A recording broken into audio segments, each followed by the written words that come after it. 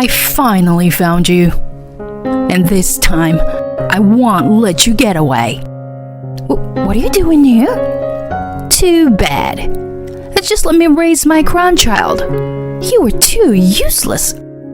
When I reunioned with my mother-in-law after several years, I felt a tremendous sense of discomfort. I'm confused by her sudden statement. Grandchild? What is she talking about?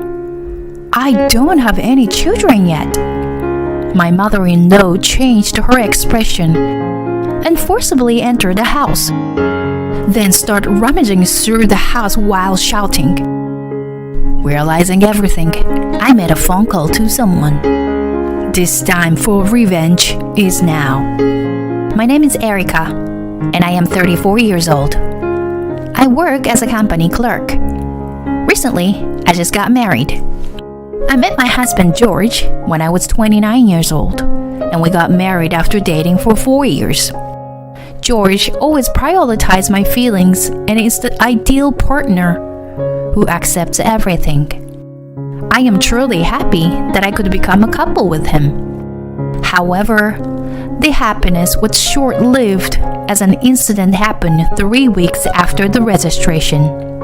My mother-in-law was in a traffic accident and broke her ankle, leaving her unable to live alone. My father-in-law passed away a few years ago, so only my mother-in-law lives in the family home. I had a bad feeling. One day, my husband approached me and said, Erica, my mom contacted me. She said she wants to live together while her leg heals. What? Living together? That's difficult to decide just like that. I understand. If it's too much, I can take care of my mom by myself. You can stay here. Does that mean we'll be living separately? We just got married and yet... I'm sorry about that, but my mom seems to be having a hard time. And as her son, I can't just leave her alone. I understand George's feelings. Even if I were in his position, I would have thought the same thing.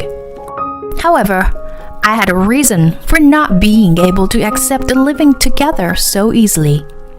That's because my relationship with my mother-in-law is not good.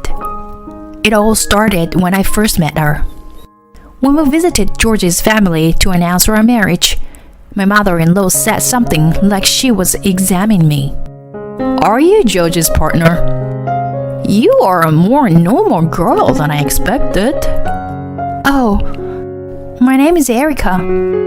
George has always been good to me. Well, of course. He can't leave alone someone who looks as clumsy as you. George is too good for you. Despite being a first-time meeting, my mother-in-law mercilessly threw those words at me. At the time, my husband was away from the seat, so he didn't know about it. I didn't tell him about it afterward either.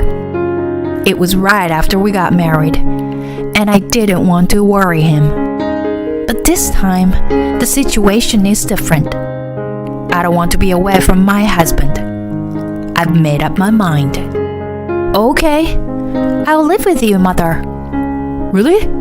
Is that okay? Yes. It's lonely to be away from you, huh? We finally got married, you know? Thank you, Erica. I'm sure my mom will be happy too. My husband's eyes sparkled with joy. Seeing that, I couldn't bring myself to tell him that I was disliked by my mother-in-law. And so, just 3 weeks after our registration, we started living with my mother-in-law. Reality was even harder than I had imagined. One day, after finishing work and coming back from shopping, my mother-in-law greeted me with a reluctant voice. And then she spoke up with an annoyed voice. Erica, what were you doing until this time? Huh? After work, I went shopping for a bit. Wasn't work until 4 o'clock. It's already 6 now. How long have you been out playing around? I had to work overtime today. Plus, I needed to buy ingredients for dinner. I showed my shopping bag to my mother-in-law, but she immediately shouted, "Shut up! You should be grateful just to be able to live in this house. I was supposed to live with George alone, but you were just a nuisance." Well, I got married to George. I think it's strange to live separately so soon after getting married. I don't care about that. Besides, I never approved of your marriage in the first place. Why? Why would you say something like that? Why? It's obvious. You are the one who I hate the most. If you understand, then hurry up and get a divorce. My mother-in-law mercilessly trampled on my heart. Even though it was only the beginning of our cohabitation, my mind was getting more and more exhausted. A few months later, my mother-in-law had become quite proficient at walking, but my mental state was nearing its limit. With her newly acquired mobility, she began to interfere with me even more. Even when I was cooking, doing laundry, or cleaning, she would complain. I tried to avoid her as much as possible by locking myself in my room, but she still came in and scolded me for neglecting household chores. So much longer would this painful life continue. If I endured any longer, I would really lose my mind. Finally, I faced my true feelings and decided to confess the truth to my husband. "Hey, George, there's something I need to talk to you about. Is now a good time?" "What's wrong? Did something happen?" I've realized that I really want to live alone. Is that okay?" My husband's eyes widened in surprise. Momentarily speechless, he grabbed my shoulders with a startled look on his face. "What's going on, Erica? Why are you suddenly talking about living alone?" "The truth is, I'm being severely bullied by your mother. It's basically harassment. I've been enduring it all this time, but I've reached my limit." "What is that all about? When did it start? Why didn't you tell me?" "Since we started living together. I didn't want to say anything bad about your mother, who is after all your mother, and someone I care about. That's why I kept quiet." "Oh, Erica." My husband's eyes began to water. He pulled me close and whispered in my ears, I'm sorry, Erica. I didn't notice anything." "Don't apologize. It's my fault for not discussing it with you." "No, it's not. As your husband, I should have noticed. I'm sorry it got to this point, but I'll take care of this, so don't worry." "Thank you, George. I'm glad we talked about it." The next day, my husband started looking for a new home right away. Of course, he didn't tell his mother that we're preparing to move out. We prepared everything in time for the move-in day. It was on the day of the move that we finally told his mother the truth. "Mom, we're leaving this house." His mother's eyes widened in surprise. "What? What are you talking about?" My husband explained. "You were bullying Erica, weren't you?" "What are you talking about? I would never do such a thing to Erica." "Erica wouldn't lie about this. We moved in with you because we were worried about you. But you insulted Erica behind my back. That's just low. We're cutting ties with you." "What are you talking about? That's nonsense." "Wait, George." "Goodbye, Mom. I don't think we'll ever see each other again." "No, George, hey."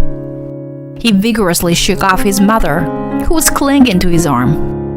My mother-in-law wept until the end as she watched us leave. After that, peaceful days began that were beyond recognition. Originally, it should have been like this from the beginning. Spending each day with my husband is truly happy. There's no pain in my heart.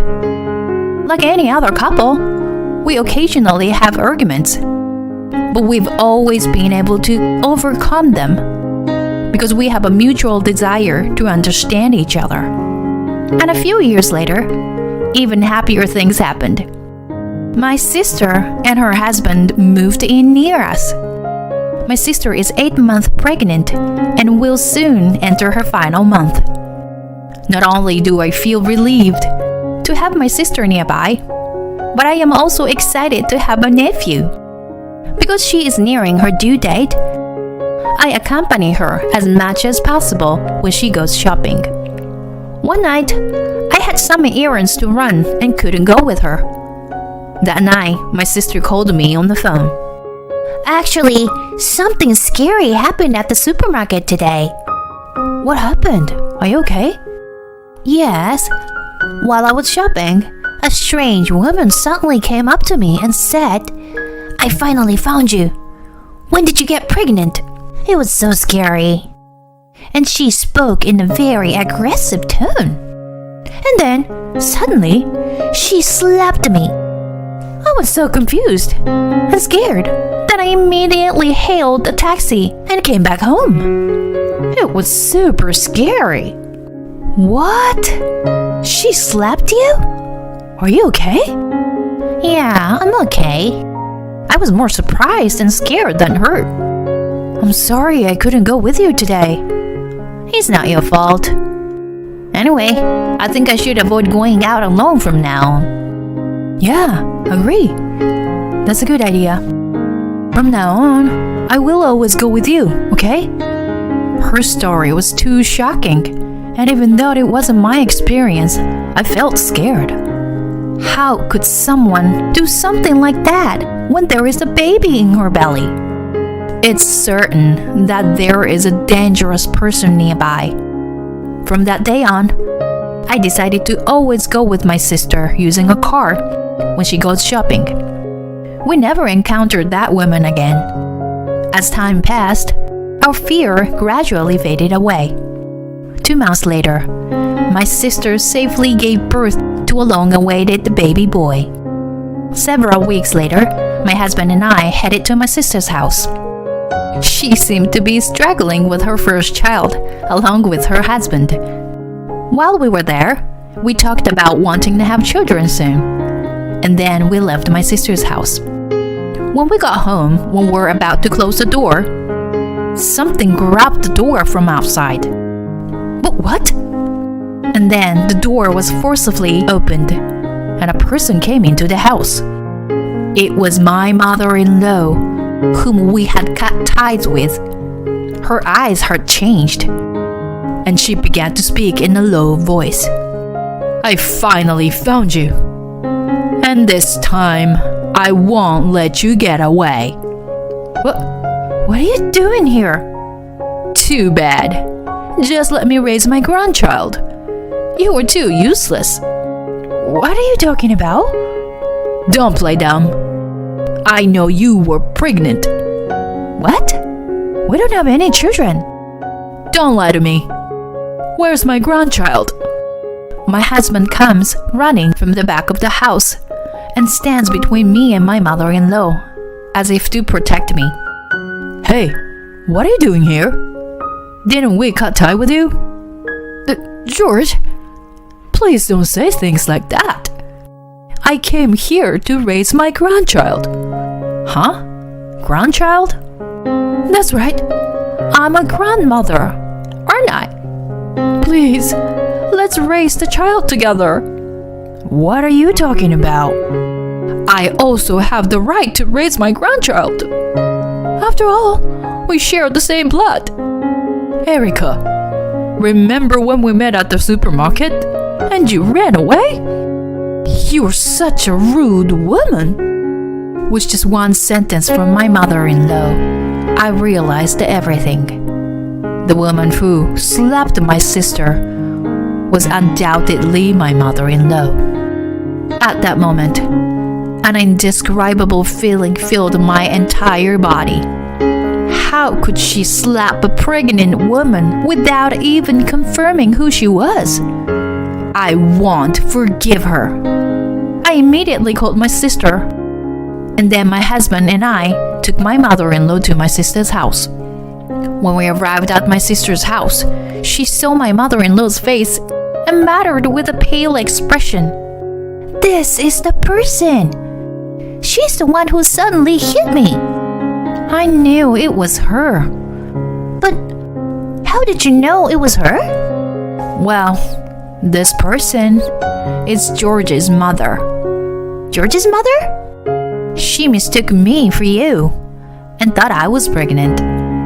What? Even if that's the case, why would she suddenly hit me like that?